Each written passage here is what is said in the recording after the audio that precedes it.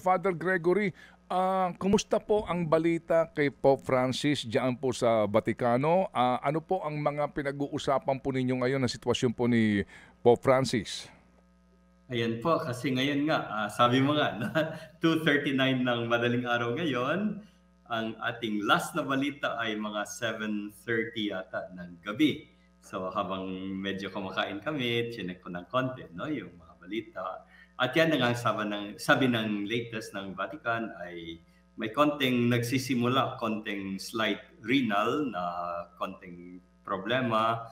Although at least ang sa lungs niya medyo stable, walang bagong crisis kumbaga, no? And then nagkaroon din siya ng transfusion, tuloy yung oxygen, tuloy yung pag-alaga sa kanya. Opo, opo. And we continue praying nga po, no, para po sa kagalingan po ng Santo Papa.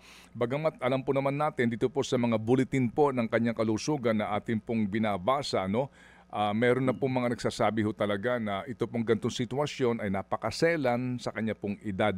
Sa panahong pong ito, diyan po, ano ang atmosphere po mismo sa Vatican ngayon? Meron ho bang nagaganap na vigil prayer na po as we speak?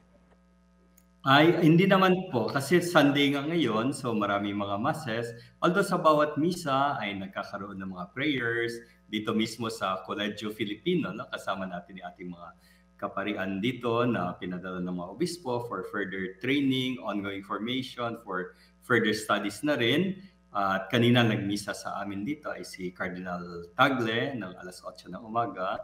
Pinagdasal din namin. Nung hapon naman nakapunta ako sa isang community ng mga taga Samar Leyte at doon pinagdasal din ang ating Santo Papa. So kumbaga sa kanya-kanya mga parokya, tuloy-tuloy ang ating pagdarasal.